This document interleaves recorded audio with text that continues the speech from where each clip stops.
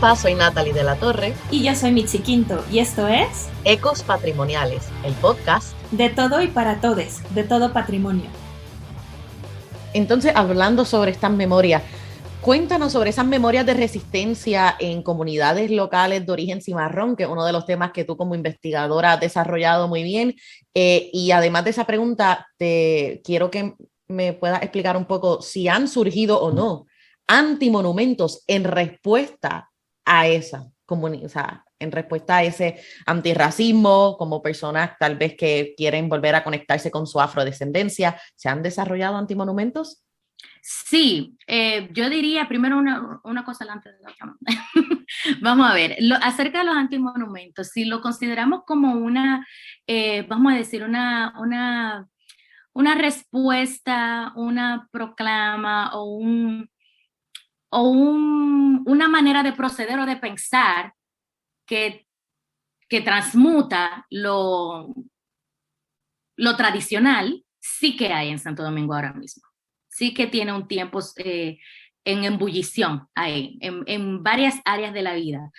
Por ejemplo, Santo Domingo desde hace 10 años ha implosionado la industria del pelo afro, la industria del pelo natural.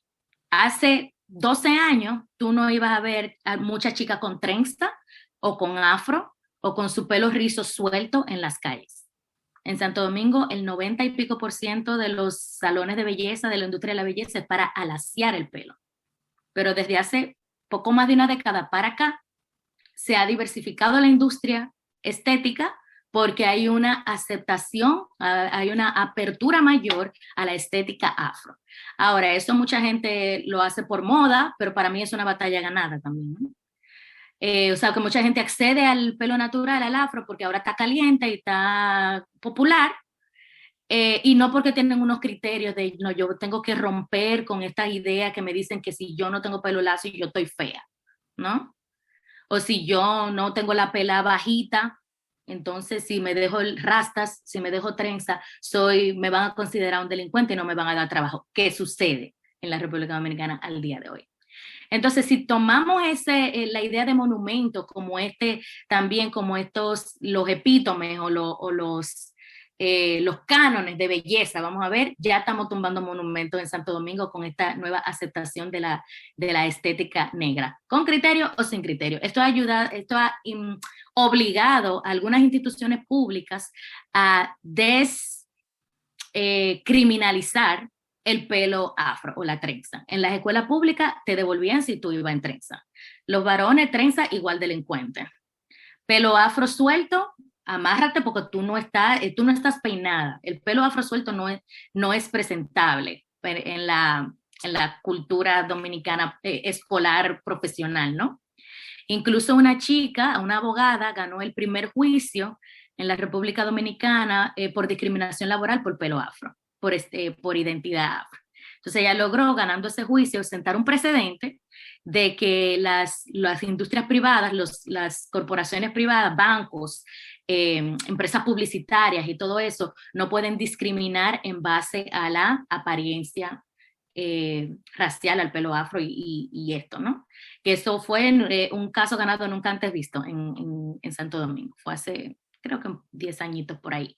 Entonces, en ese sentido que estamos tomando monumentos, creo que por lo menos los mentales los estamos lentamente bajando de los pedestales, ¿no? Físicamente y en el espacio ya es otra cosa.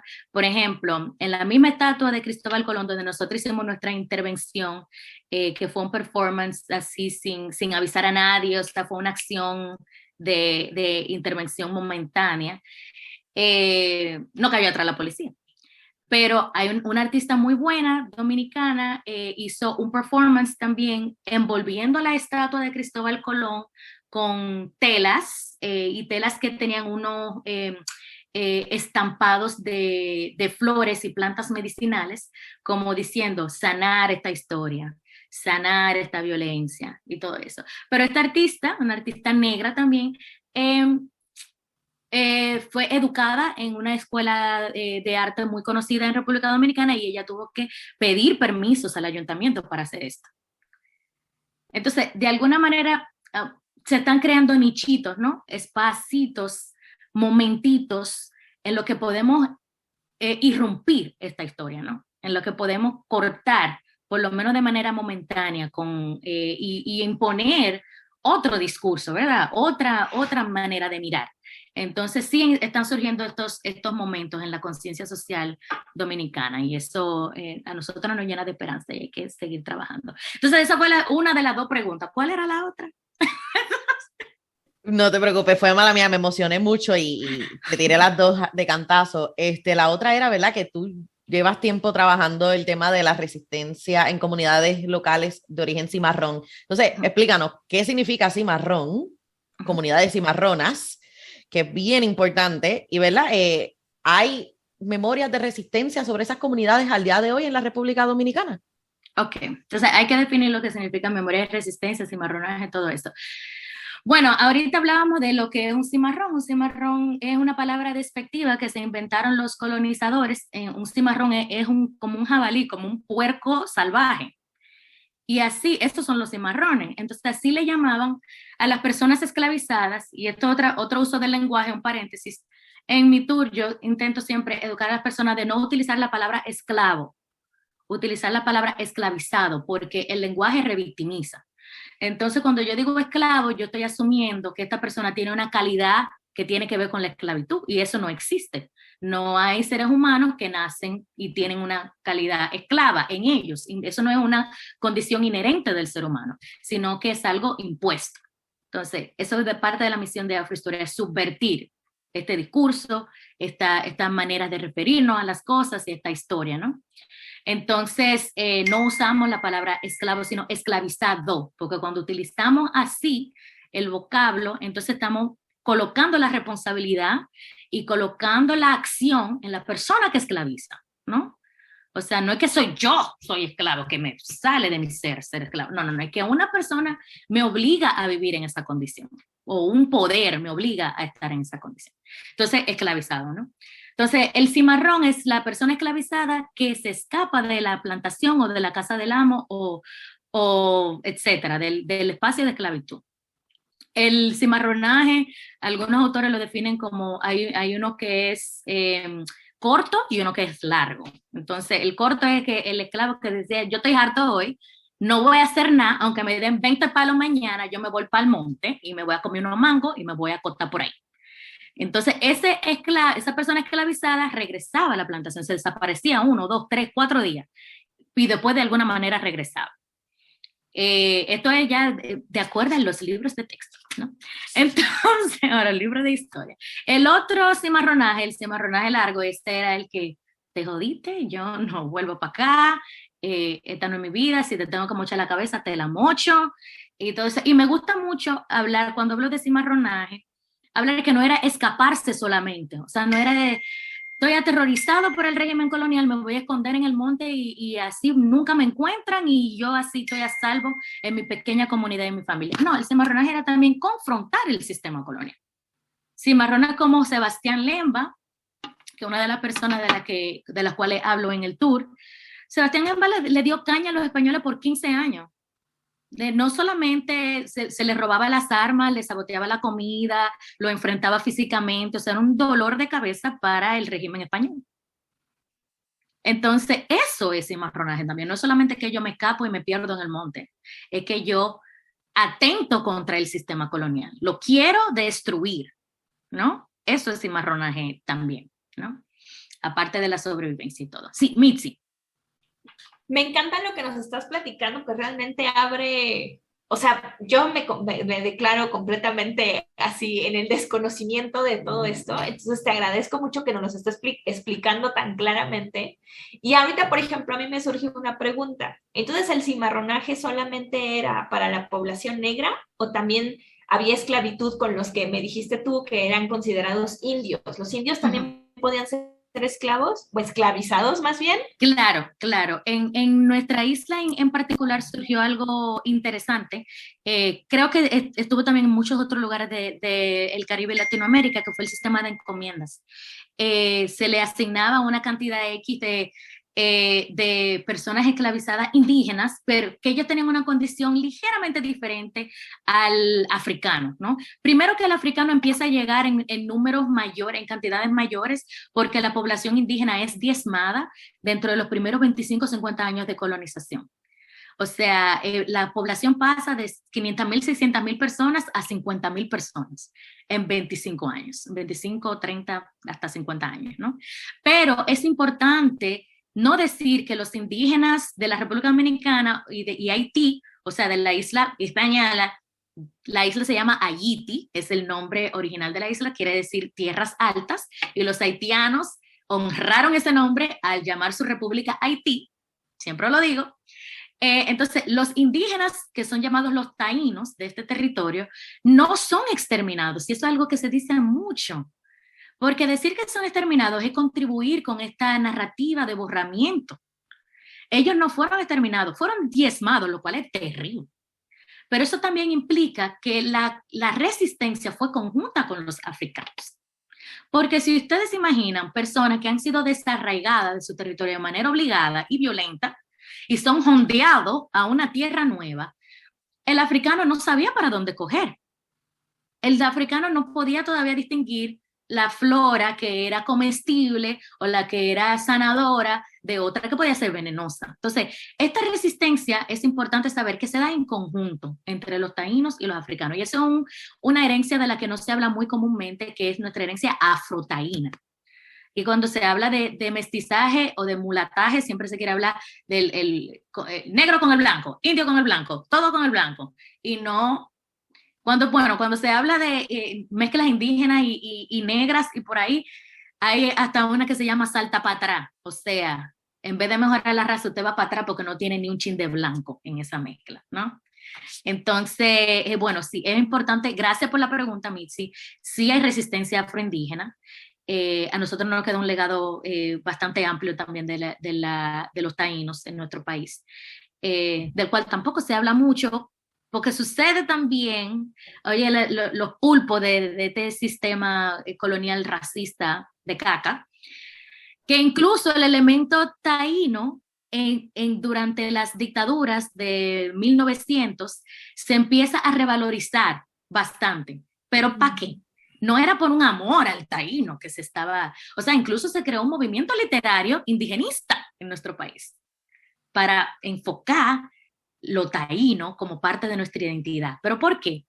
Porque detrás de lo taíno se metió lo negro. O sea, si tenemos colorcito, este colorcito viene del taíno, no del africano, ¿eh? Cuidado. Claro, entonces, sí, lo puedo ver como en esta cuestión de, bueno, eres moreno, pero no negro. ¿No? Exactamente. Morenito, indiecito, café teñito, con leche, canela. Ajá, canela. Ándale, canela, ¿no? Exacto. Piel canela, famosa canción en Puerto Rico. Sí. Por supuesto, ¿No la has escuchado? Canela. Claro. Entonces, todo esto es parte de un complot antinegritud, o sea, básicamente, o sea, fabuloso que le presten atención a la herencia indígena, pero ¿para qué la están utilizando? Sí, porque además también... Para negar. Por supuesto, es como para tapar algo, pero además también, y esto también lo veo en México, es como esta cuestión de exótico, ¿no? Sí. O sea, también como esta cuestión, si funciona para lo turístico, entonces nos va bien, véngase para acá y entonces vamos a usarlo, ¿no? Esa es una cosa que también me parece muy curiosa y sucede mucho en República Dominicana, que nosotros nos suscribimos a nuestra negritud por conveniencia. Para ir al espacio de trabajo uno se blanquea, o sea, hasta lo hago yo. O sea, cuando yo voy a una entrevista de trabajo, una de las estrategias que se están utilizando mucho es que las chicas ponen fotos con pelo lacio en los currículums y se presentan a las entrevistas con pelo lacio. Y si le dan el trabajo, pues ya van con su pelo rizo, ¿no? Wow. Sí. Entonces, yo, por ejemplo, para ir a espacios públicos, para ir a banco, yo me disfrazo. Yo no sé ustedes, yo me disfrazo. Yo me pongo los tacos, me hago parecer más... suscrita, ¿verdad? A ese modelo de propiedad y de respetabilidad, ¿no? Que es acercarse a la blanquitud. Eso es, el modelo de respetabilidad es acercarse a la blanquitud. Y ahorita que lo mencionas, también lo pienso mucho en esta diferencia entre, y yo lo vi viviendo en Europa, o sea, esta diferencia entre el negro europeo, el negro africano, el negro estadounidense, ¿sí? O sea, y como en el completo desconocimiento de que también está la negritud centroamericana. Total, total. ¿No? Incluso o sea, es decir, hay unas tensiones. No, claro. hay unas tensiones con el mundo activista pro negro, ¿no? Latino y dominicano particularmente, y el activismo afroamericano, porque el activismo afroamericano a veces se apropia de la negritud, o sea, como que impone una visión de que ser negro es simple, es el modelo que ellos conocen desde su territorio. Pero hay miles de maneras de ser negro. Sí, y esto no es criticando el movimiento negro de Estados Unidos. Yo admiro muchísimo el movimiento negro en Estados Unidos. Pero que deja por fuera otras experiencias de negritud que suceden en el Caribe, por ejemplo. Y además hay que decirlo, ¿no? También es desde un lugar de privilegio. Porque no es la misma experiencia brasileña, no, de negritud brasileña a negritud caribeña, a negritud estadounidense, norteamericana. No, y el movimiento en Estados Unidos se fundó en una idea y en una valorización de la identidad negra. O sea, ese movimiento se fundó en el aceptar con orgullo el ser negro. Black is beautiful, Black power, todas estas cosas, ¿no? Mientras en nuestras islas todavía estamos debatiendo si somos negros. Y que no te identificas en una encuesta, ¿no? De población. Entonces, estamos a años luz, o sea, no se comparan el desarrollo histórico de los movimientos, es muy distinto. Igual, los movimientos antirracistas y decoloniales, especialmente los feminismos decoloniales, se nutren mucho del feminismo negro, que es de Estados Unidos, y del movimiento de los derechos civiles y muchísimas cosas, o sea, igual estamos aprendiendo de las experiencias de los otros, pero definitivamente son experiencias distintas. Lo que no hace a uno más negro, o sea, no hay niveles de negro tampoco, de que tú más negra, yo más negro. No, porque entonces también nos podríamos meter en niveles de blanquitud, ¿no? O sea, y no me están viendo, pero estoy haciendo comillas, comillas, comillas, comillas. O sea, al final también es como, o sea, tampoco existe la idea de blanco. ¿Quién es blanco? ¿Alguien de Dinamarca? O sea, ¿no? Es curioso, la alguien del Mediterráneo. Por supuesto, ¿no? Los italianos no eran blancos, o sea, hasta hace un ratico, o sea, la blanquitud elige quiénes están en su grupo, ¿no? Y también nos define a nosotros, como tú dices, desde ese lugar de poder, ¿no? Colonialidad del poder. Yo decido cuáles son los cuerpos que son apropiados, cuáles son los cuerpos que no. Entonces, por ahí vamos en el tema, yo creo que ya me perdí. No te preocupes. Es que de verdad que esta conversación ha sido tan rica, tan fascinante y se presta para simplemente dar un poquito, la puntita del glaciar de todo lo que en verdad ocurre cuando estamos hablando del tema de nuestras identidades, de lo que es la cuestión colonial, de cómo estos poderes coloniales influyen, quién narra la historia, cómo se narra, cómo nos afecta. Porque no es malo ser negro y es como que eso de que haber nacido y criado en un país en el que te dicen que ser negro es malo, horrible. Y por eso es que estoy bien contenta de que tú estás aquí, de que le estamos diciendo a nuestra audiencia, mira, o sea, no hay nada de malo con eso. O sea, para nada. O sea, es culpa de el maldito colonialismo y el maldito racismo. Por eso, como arqueólogas, como profesionales, seamos, ¿verdad?, conservadoras, maestras, educadoras, lo que sea, doctoras, es importante siempre educarnos, buscar bien nuestros recursos, con qué educarnos también y buscar aprender de movimientos, ¿verdad?, como el que tú has mencionado, Ruth, que son antirracistas. No es suficiente el decir que no somos racistas. Hay que activamente ser antirracistas. Hay que practicarlo. Hay que empezar ya y hay que continuar porque el mundo parece que se va para atrás, pero definitivamente si creamos comunidades podemos poco a poco echar para adelante. Y por eso, Ruth, te pregunto si hay alguien de nuestra audiencia que quiere visitar la República Dominicana, que son de allá, que quieren participar de tus tours, que quieren que ya finalmente tú lances ese website o quieren seguirte en las redes sociales, cuéntanos cómo la gente te puede seguir.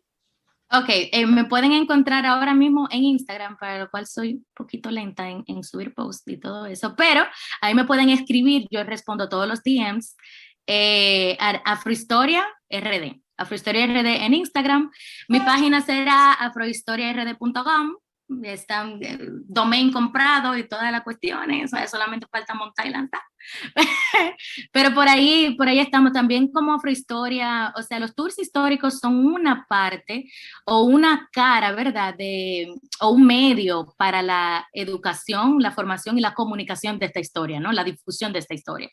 Pero igual, desde Afrohistoria se organizan conferencias, talleres, hemos colaborado con diversos colectivos nacionales e internacionales, hasta incluso touroperadoras. Pero por ejemplo, Canefield Collective, hemos colaborado con Dominican Abroad, que es una travel blogger dominicana radicada en Nueva York. Pueden chequear un artículo que escribí con ella, Are Dominicans Black? Los dominicanos, ¿somos negros? Está en el portal de Dominican Abroad. Dominican Abroad, hay muchísimas informaciones ahí, yo comparto, que también son parte del tour Historia Oculta, pero vienen muchísimas cosas más por el camino. Ahora mismo estoy construyendo un programa formativo con Canefield Collective para dominicanos de la diáspora o cualquier interesado que quiera aprender esta historia.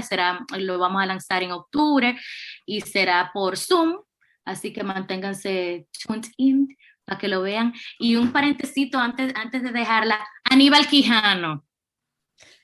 Aníbal Quijano, gracias, Dios gracias. mío, Aníbal Quijano, yo no iba a dormir. Quijano. No iba a dormir, Aníbal Quijano. No iba a dormir yo, Aníbal Quijano. Yo me imagino a la gente escuchando este episodio como que, ay, ¿qué pasó? Ay, ¿Quién brincaron es este? de un lado a otro. Gracias. Mire, okay. Me da mucho para cerrar ya, porque yo creo que no le contesté la pregunta de las memorias de resistencia.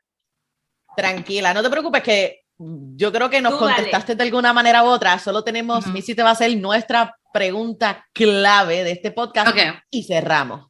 Chévere.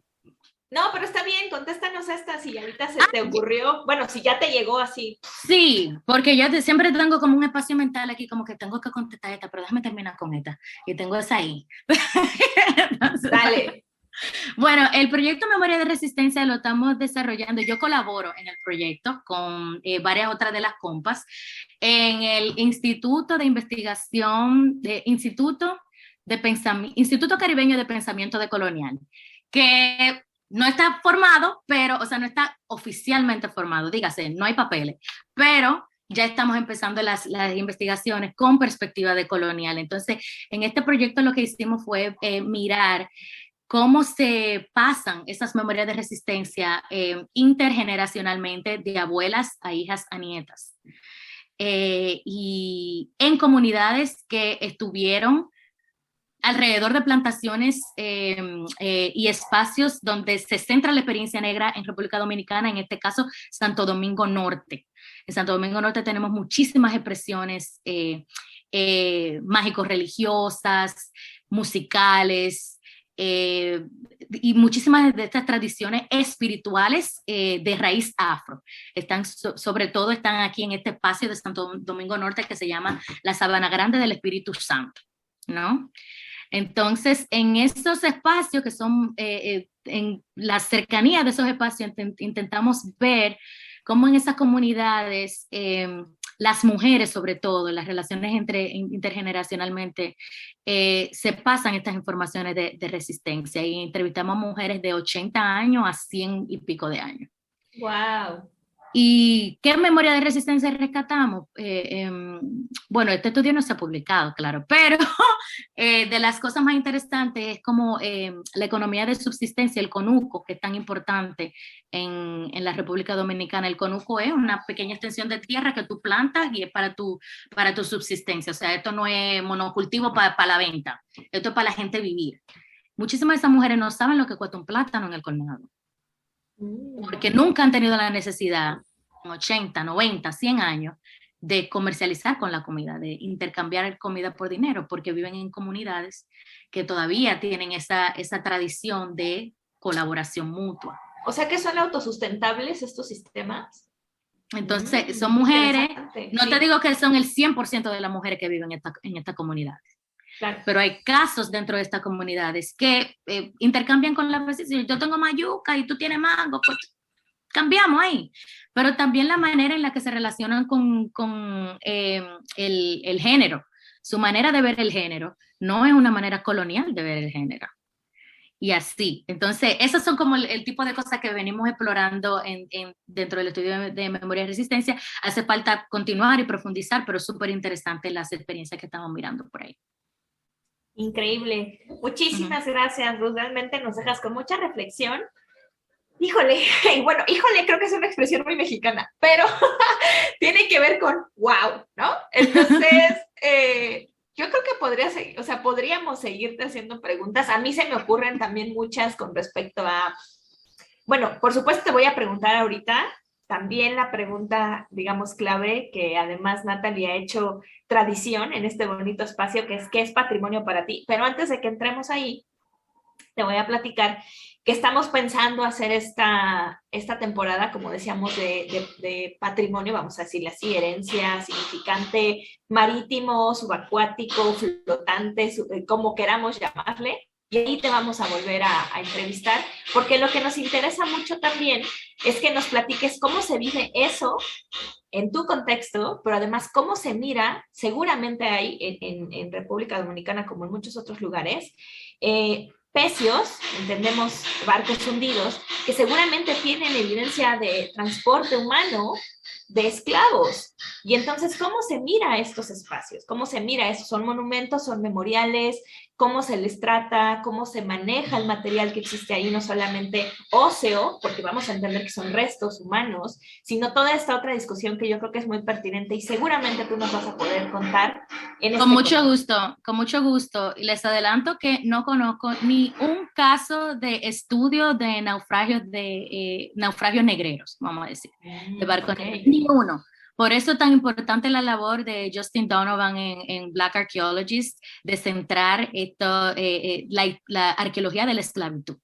Yo creo que cuando no contamos eso, y ese es el gran problema, ¿no? Por eso Afrohistoria también, porque cuando no hablamos de la violencia de la colonización, tampoco hablamos de la resistencia de los pueblos indígenas y africanos. Porque si no hay razones para resistir, entonces pues, no estamos hablando de nada. Si no hablamos de esclavitud, no vamos a hablar nunca de resistencia. Entonces, por eso también la labor de Afrohistoria. Entonces, por ahí te puedo ir ilustrando de que, bueno, en los 90, una pequeña anécdota, se descubrió en uno de los sitios de la zona colonial, no sé si saben que la zona colonial de Santo Domingo es Patrimonio de la Humanidad. La ciudad colonial de Santo Domingo es Patrimonio de la Humanidad por la UNESCO.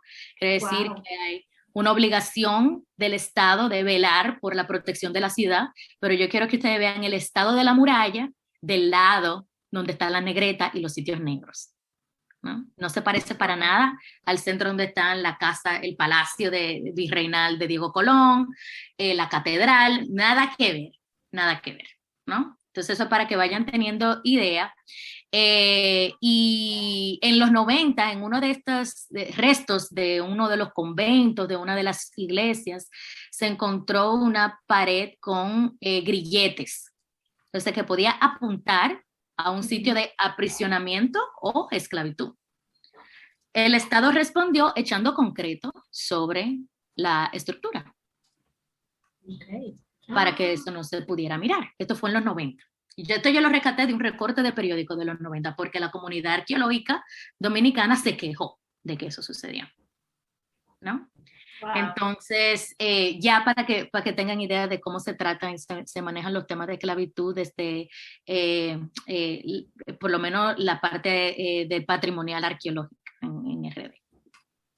Pues creo que esa es una muy bonita manera de llegar a nuestro cierre, porque justamente entonces ahora sí, te voy a preguntar, si tú le tuvieras que llamar de alguna manera patrimonio, herencia, significante cultural, ¿qué es para ti ese patrimonio, esos patrimonios? Si es que lo quieres definir así.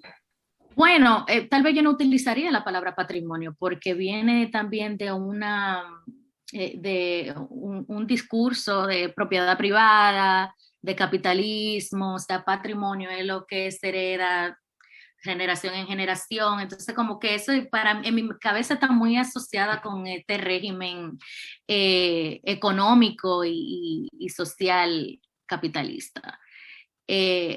Y lo que se valora tradicionalmente como patrimonio es la herencia de los colonizadores. Más que todo, o sea, lo que tiene la categoría de patrimonio, lo que la nación determina que es relevante para nuestra identidad, pero cuando tú haces una lectura crítica de eso, tú te das cuenta que eso nada tiene que ver contigo, ni lo que tú haces en el día a día. Así que el patrimonio para mí es lo que yo decido que es importante para mí, resguardar y pasar, ¿no? Y comunicar a la persona de mi generación y para las futuras generaciones.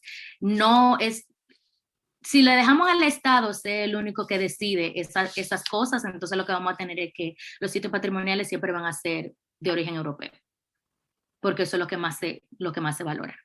Entonces, tal vez yo no lo llamaría patrimonio, pero mi herencia cultural, la historia de mi familia, para mí eso es importantísimo, eso es lo que me sitúa de donde yo parto para operar en el mundo, para existir, y ese sentido de la comunidad, eso para mí es mi patrimonio, lo que me funda, lo que me da base y lo que yo quiero seguir como recreando para el futuro, para que otras personas lo conozcan también. Bravo, gracias Ruth Muchísimas por gracias. compartir con nosotras no tan solo tu conocimiento, tu perspectiva, darnos luz en conocimiento que de verdad que hace falta difundir a muchísimas personas en Latinoamérica, el Caribe y el resto del mundo. También gracias por contar lo que es para ti patrimonio o en este caso herencias culturales, que es muy importante y es parte de lo que queremos conseguir con este podcast, es desmenuzar, ¿verdad? Ese concepto que nos han enseñado que es patrimonio, pero que tiene mucho más significado e implicaciones en nuestras vidas personales y en nuestras identidades. Así que muchísimas gracias nuevamente por sacar de tu día un ratito y hablar con nosotras. Ha sido un placer, ha sido brutal y como dijo Mitzi anteriormente, creo que podemos pasar muchísimas horas más hablando contigo porque de verdad que ha sido una excelente conversación. Así siempre. Nos despedimos. Adiós Mitzi, adiós Ruth. Muchísimas gracias por el espacio gracias, hoy. Natalia. Gracias a ustedes. Gracias Ruth. Y ya saben, mi gente, audiencia hermosa y querida que nos escuchas, para poder continuar disfrutando de esta última temporada, nos puedes escuchar a través de Spotify, Anchor, Apple Podcast, Google Podcast, YouTube. Y si todavía no lo has hecho, por favor, síguenos en las redes sociales, Facebook, Instagram, Twitter. Nos puedes escribir por email también y nos vemos en la próxima. Chao. Chao. Bye, bye. Gracias, Ruth. Placer. Gracias, Natalie.